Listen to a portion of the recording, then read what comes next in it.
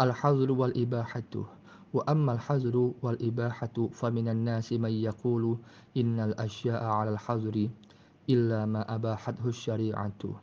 Fa illam yujad fi syari'ati ma yadullu 'alal ibahati fayustamsaku bil asli wa huwal hazru. Wa minan nasi man yaqulu bi dhiddihi wa huwa anna al-asla fil asya'i al-ibahatu illa ma hadarahu syar'u. Tentang hazar larangan dan ibahah kebolehan. Hazar atau larangan dan ibahah, sebagian orang mengatakan bahwa pada prinsipnya segala sesuatu itu berada pada keharaman atau dilarang kecuali ada dalil yang memperbolehkannya dari syariat. Kalau tidak ada dalil syariat yang ditemukan yang menunjukkan kebolehan tentang sesuatu, maka yang dipegang adalah yang prinsip, yang asal, yaitu dilarang. Sebagian ulama juga mengatakan sebaliknya justru, yaitu bahwa pada prinsipnya segala sesuatu adalah dibolehkan kecuali sesuatu yang dilarang oleh syariat.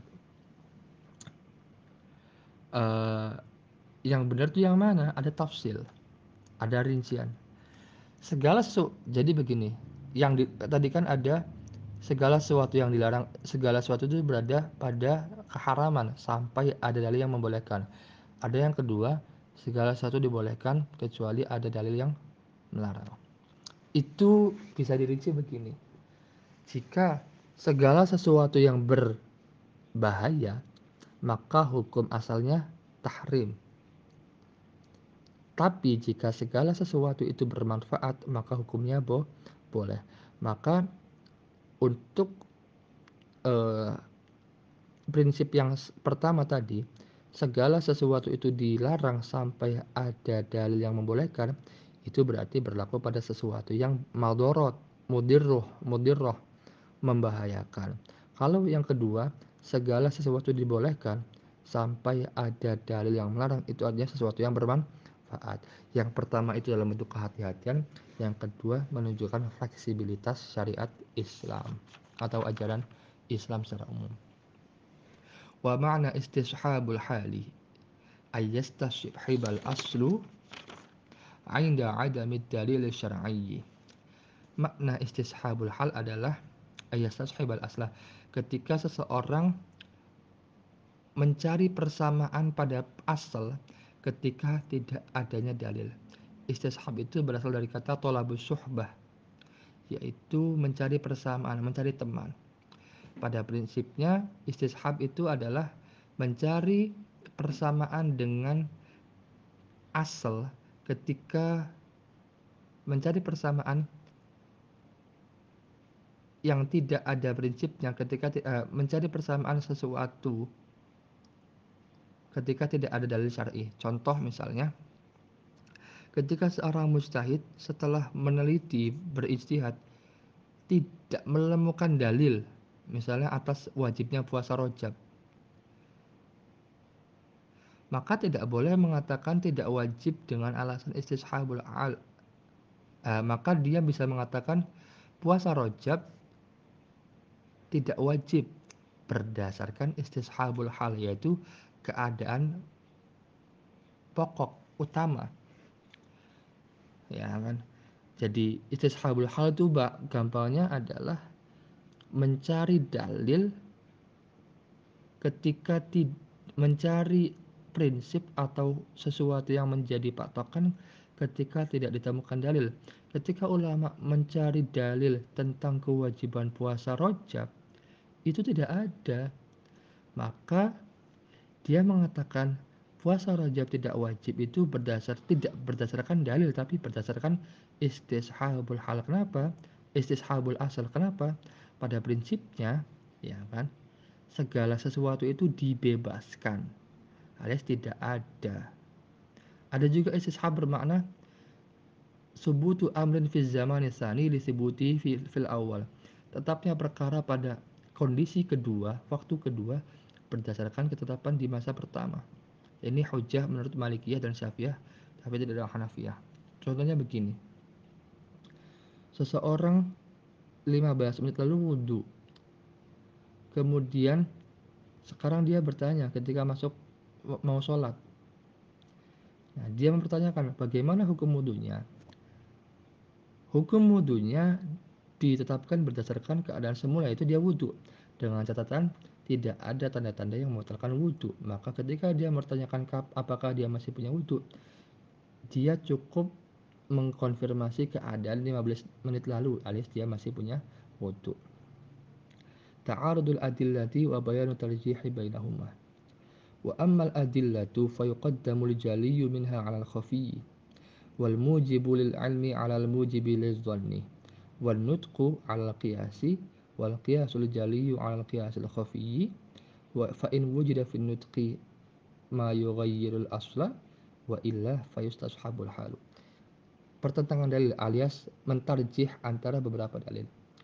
Pada prinsipnya, urutan dalil itu begini. Urutan penggunaan dalil adalah didahulukan dalil yang jali, yang jelas daripada dalil yang khafi.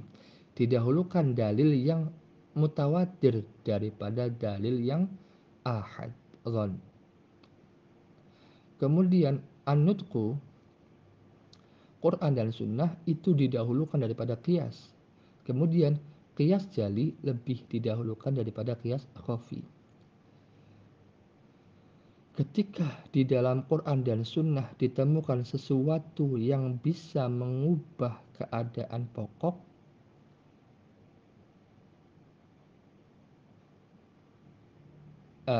didahulukan qiyas jalian, qiyas atas qiyas khafi ketika di dalam Quran atau Sunnah ditemukan sesuatu yang bisa mengubah asal.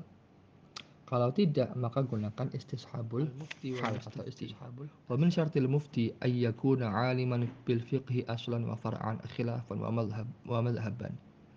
Di antara syarat seorang menjadi mufti adalah dia harus alim terhadap fikih, baik itu fikih yang merupakan prinsip dan merupakan cabang, baik itu khilafiyah, perbedaan antar mazhab, maupun di dalam mazhab. Wa ayyakuna kamilal adillati atau alati fil ijtihadi. Seorang mufti harus orang yang sempurna dalilnya atau sempurna alat untuk berijtihadnya.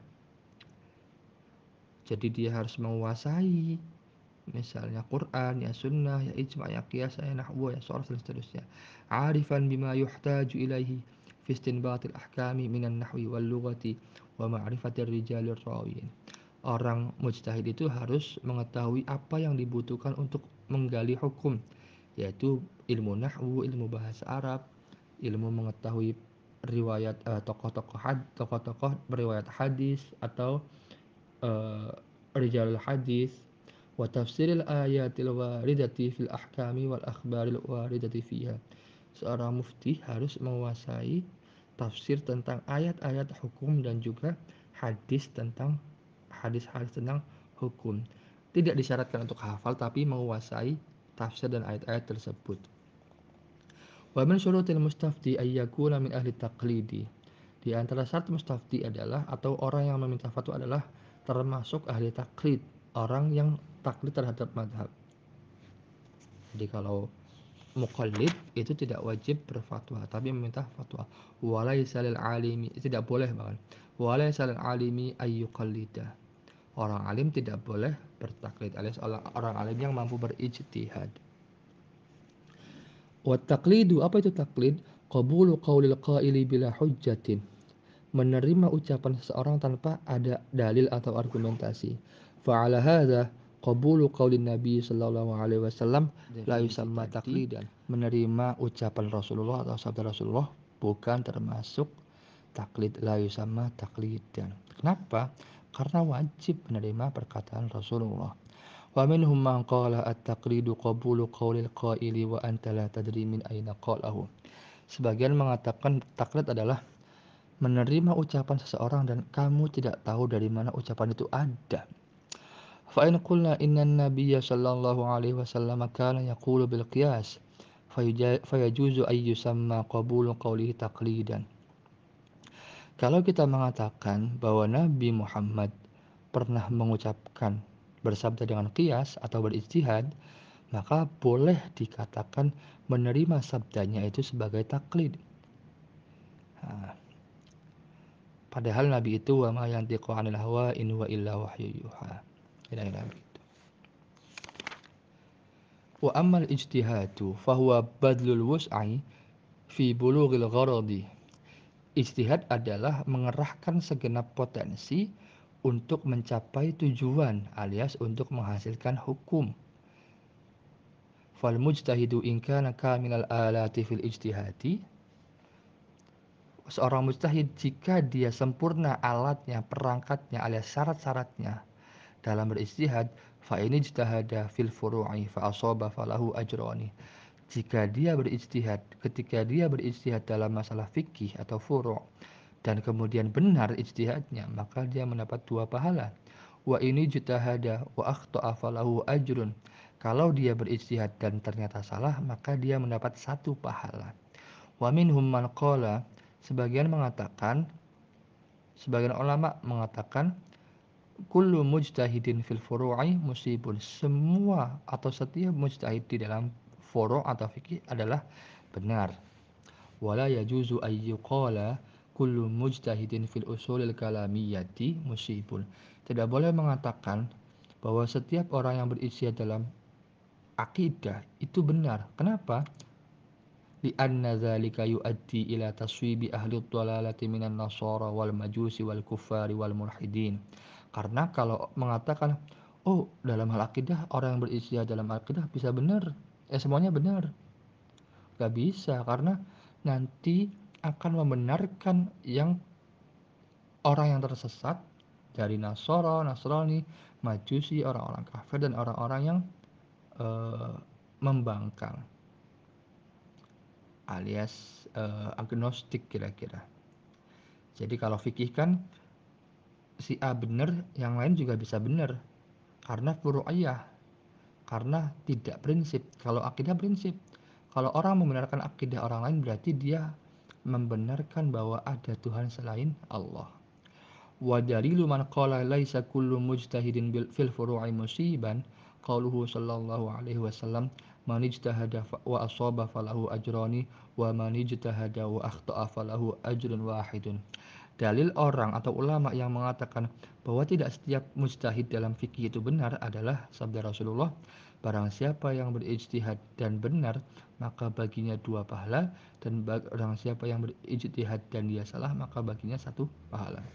Wa wajhud dalili, perspektif dalilnya adalah minal hadis, dari hadis ini, anna nabiyya sallallahu alaihi wasallam khatta al mujtahida taratan wa sawwabahu taratan.